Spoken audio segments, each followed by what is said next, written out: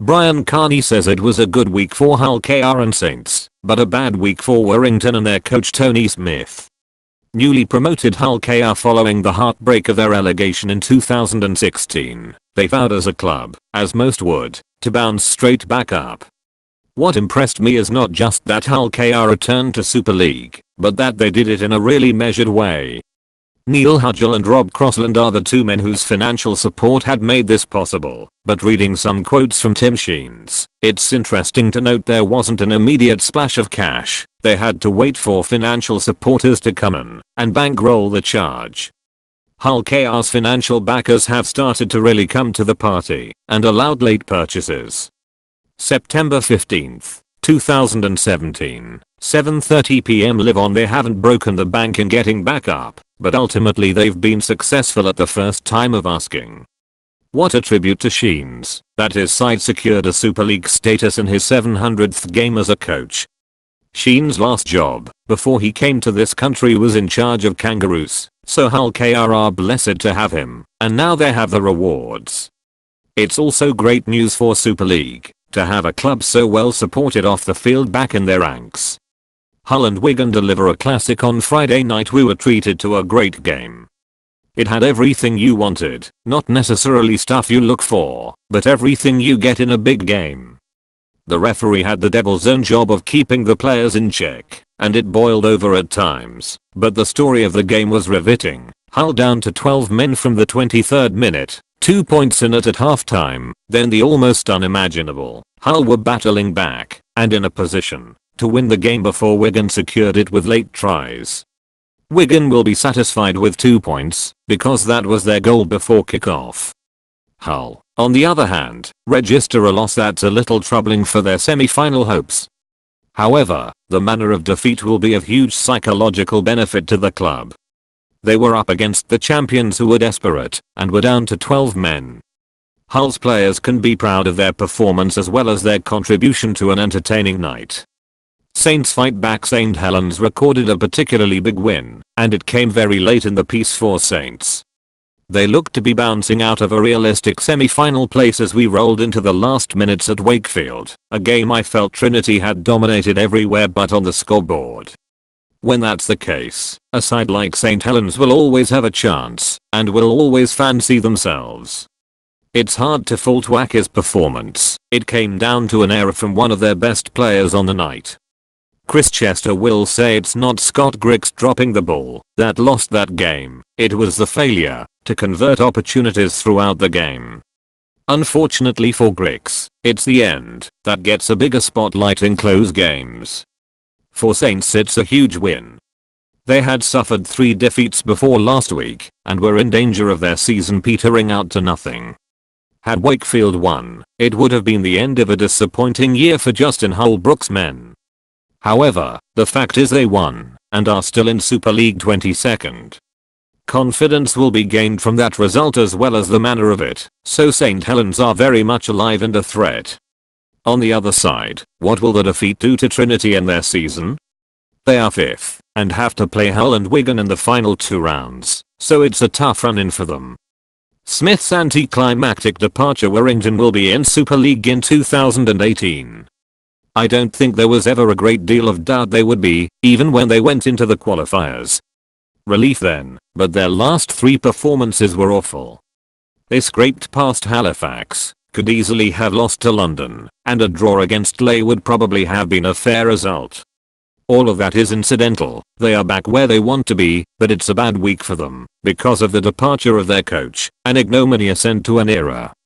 The way Wolves have ended the season is too much of a hark back to Warrington teams of yesteryear in a Super League.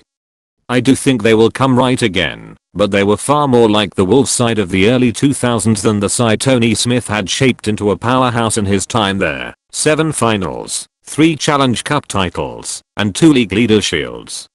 Maybe all coaching tenures end in an anticlimax, but scraping a win against Leigh to preserve Super League status was not what we expected Smith to be presiding over in his last game before his departure was announced.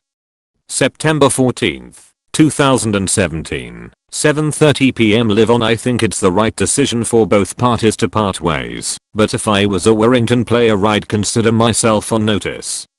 If the incoming coach has been watching this year, he may decide to put a broom through the place. A disappointing end for Smith, but I have no doubt that in the game against Hull KR at the end of the season he will be given the fitting farewell he deserves from the club. Can Leeds challenge Cass again? Earlier in the season, Rhinos coach Brian McDermott said the media had put Castleford on a pedestal.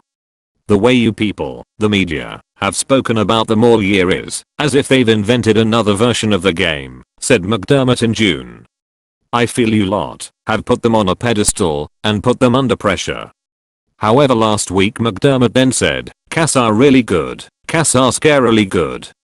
Looking at them, with a couple of games to go, it's going to take an incredible team to stop them and getting to the grand final and winning it. That sounds like putting them on a pedestal to me. It tells you just how good the Tigers are, but it also leaves you wondering where it leaves the Rhinos. Leeds are 5 points clear of Wigan and Hull, and had a huge amount of ground to make up after the travails of last year. They had a troubling start to the season, a 66-10 defeat to Tigers, but they recovered well and have been good enough to sit second on the Super League table. They deserve credit for that. But I find it difficult to get a handle on how good they are and whether or not they will be at Old Trafford and indeed lift the trophy. Worrying for them, and why it's a bad week, there's a very good chance they will have to play Castleford if they want to win the trophy. Yet last week they were subjected to their 8th consecutive defeat against their old rivals, and their 4th of the season.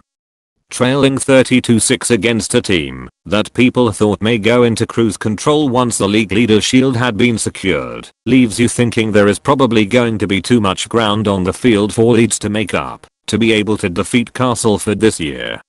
However, the structure of the competition is such that despite currently being 12 points behind the Tigers, Wigan and Hull are 17 points behind the leaders. It will only take one performance to burst Cass tires. Who will Hull KR pick? While it was a great week for Hull KR, with Catalans coming up next for the Robins, I'm sure Leigh and Widdens, who both lost on the weekend, would have groaned a little. Had Widdens beaten Hull KR, Rovers would have been going all out with a full strength side to beat the Dragons on Friday.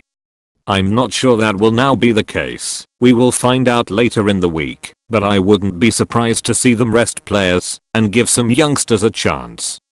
That would be a huge disadvantage for Leigh and Widdens, because if Catalans win it will be massive in the context of the qualifiers.